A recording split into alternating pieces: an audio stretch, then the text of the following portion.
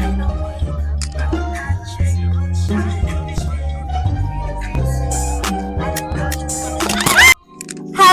everyone! So we are going to this is our very first architectural vlog. Coffee shop edition! Nag-host na ko there. Our first location kay sa Lone Wolf! second guy, Casa di Kanituan. third guy. Coffee Project! Oh, naman ito. Okay, we're going now. Bye! Hi guys! So, naanami karon sa Lone Wolf. So, ang Lone Wolf kay naani siya right beside sa Hall of Justice nga nasunog sa una. And then, as you can see, where good siya star. Dili rin yung mabalay nga coffee shop siya. Like, mura good siya star. As you can see good guys, kay yung gina-follow ang adaptive reuse nga concept wherein mura good siya balay. I think balay gid ni siya, diba? Like, mura balay ni siya kay the-extend ni siya padulong dito. Its purpose was not the same as before. It has a new purpose now and mura coffee shop na din ni siya. Actually, more po siya kasi itong industrial minimalism kasi as you can see, gagamit sa wood and concrete sa gawas. Yes, this is of those materials para maghimo sa exterior. Yes. Oh, din ang inside sa Lone Wolf, guys. Sa Narnia. Yeah. Ay, hala, same tag sa Nina. Ay, nag-match. I will, medyo matchy. Good na, guys.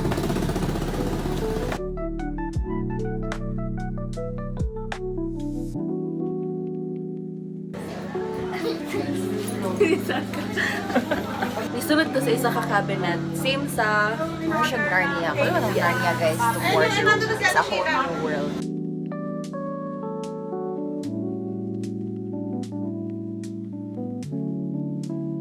Okay, so nami gawas ni Ana ni Prince Grina karon kay nana ni 6 kinag-wait sila sa hala na kay na press. Pero sa man inyong judgments sa building, I mean sa architecture. Industrial minimalism siya sa gawas, pero as you can see sa sulod kay dagan kay og kanang decoration, so more siya maximalist and nice kay siya actually. Murag the vibe really like allows you to talk with whoever you're with, dili para sa uban cafes nga murag silent, pero kay it's really like, not loud pero makatalk gid mo sa imong kauban. Architectural wise, very unique siya kay pagsulod gyud nimo mura kag naa sa new world. Like different kay ang vibe from the outside. Karaan magyapon siya vibe but like mas ni na siya elegance. So it being one of the first hidden cafes I've been to, it feels very makeshift, but it also feels like it was executed really well. That's pretty much all I have to say, but it is a very creative and cool concept. More siya museum because naa siya kanang all kinds of things nga vintage. Kanang dili ka makasabot nganong naani pero in a way nga murag dili siya ga clash or dili siya messy tanawon. More siya kanang murag gituyo bitaw. So since nag-order naman si Jahan og food, Jahan, rate the food. Yes, lami kayo. So you guys should check out Dari. Chada kayo. Napoy Cafe ang owner sa Lone Wolf, which is the White Elk. So, the White Elk is the cafe by the ruins. Ma-realize gini nyo nga, Mark, ang tag-iya gid ani kay creative jud kay siya og mind. White Elk dayon kay literal gid siya nga like guba gid siya nga balay. First cafe done. Moving on sa next. Sa tong next. Casa de Kanituan. Price-wise, it's nothing that spectacular, and it's a Spanish latte, so given, it's perfectly fine. And the one that gives it a low score for me is the amount of time it took to serve. Kaka-problema na gid sila. Okay, bye. Hi guys! So kaabot na sa taas man ta. Casa Cafe. Oh, it's just called Casa Cafe.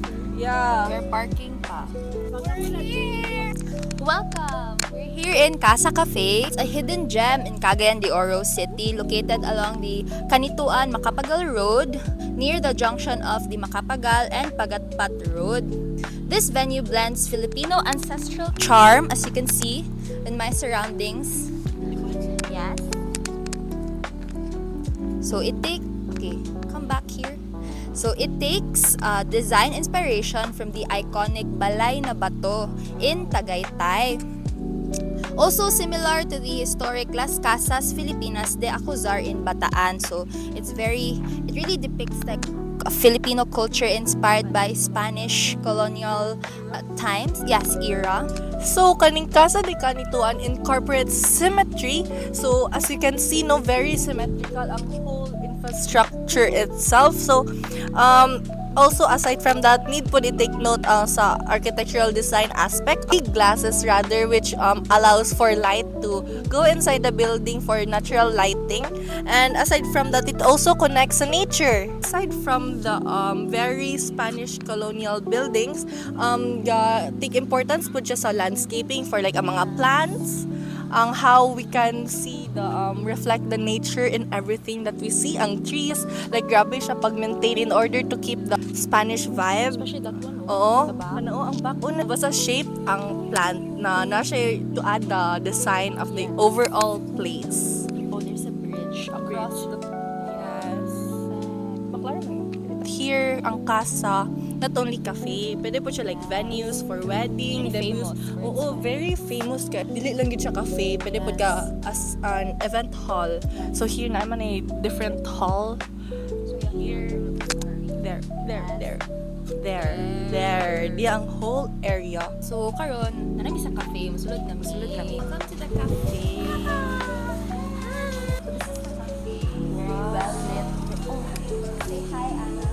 Very well lit because of daghan kay siya glass. Like ang whole Natural. light is going inside.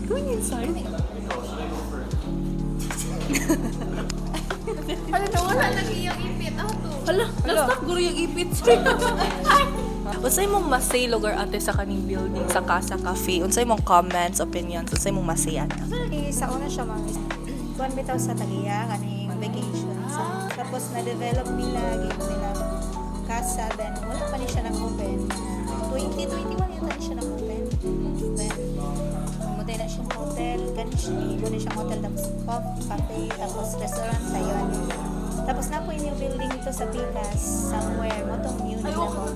Yes po, 250 per person po yung may ganito. Thank you po ate.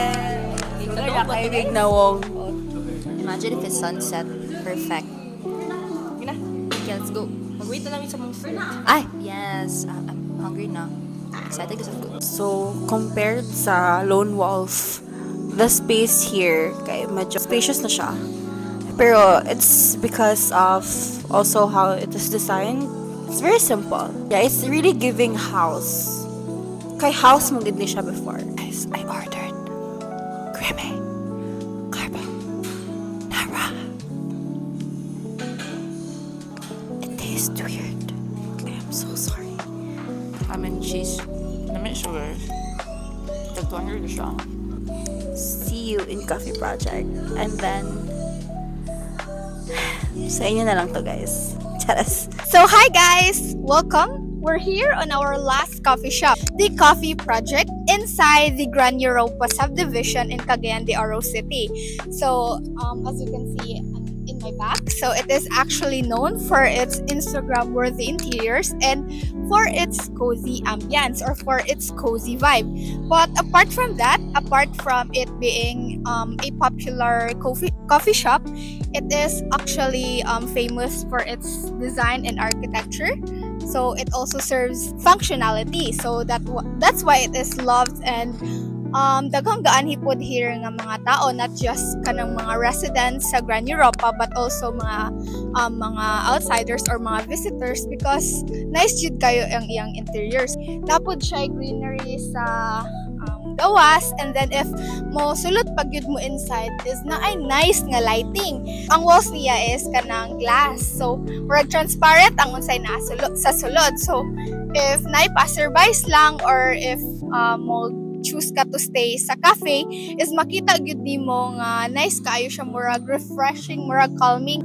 And also sa food po niya is although pricey siya, worth it po because lami kayo. So bagay kayo nga if gusto ka spend time with your family or with your friends or gusto lang nimo mag-alone time or mag-work, mag-study, nice gyud kayo ni nga setting because nakahatag po siya og refreshing and calming atmosphere sa imuha and at the same time maka-work pud ka efficiently. So yeah, nice kayo oh. Honestly, I kind of have experience with coffee projects. To be specific, this is about my fourth one visiting. I've seen one in Cebu, I've seen one downtown, and I've seen one in Manila. And to be honest, I do see a similar familiar pattern or formula with their cafes.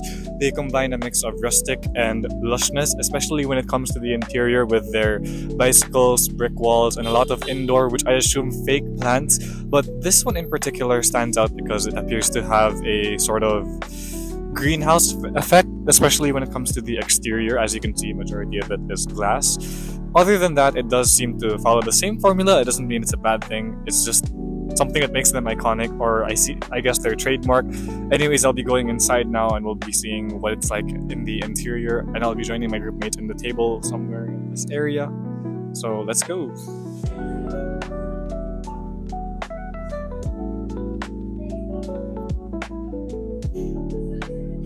Welcome back to the vlog. Asarang ay Coffee Project Edition. I will ask questions sa akong group mates. So out of the 3 coffee shops, based on what you think has the best architectural design, Actually, ang coffee project, like, nice kay siya ang vibe. Mag-lively kay siya. Nice kayong pagka-plaster. Pero ako ka-try sa food, so dili ko kabalo. Pero kung sa place kay coffee project, Ta kasa di kanituan or katong kasa cafe. For me kato ako ang vibe because more siya kanang girly girl bitaw. More siya kanang girly aesthetic kanang feel na ko princess ko nga na ako sa castle. So yeah, mao to akong type. kasa kay, for me kay, it's very natural, very bright, very inspiring siya for me. Especially if mag-stay ko there, mag-work ko there. But it's bright and natural. Coffee project kay more siya lone wolf pero mas ni-lower yung energy kay loud ra kaayos ang lone wolf here kay more siya mas ni gamay ang pagka in your face when it comes to mga designs. I guess for overall architecture, I would have to go for Coffee Project simply because when it comes to cafes, I really value the openness theme. Like, I want there to be natural light where I study.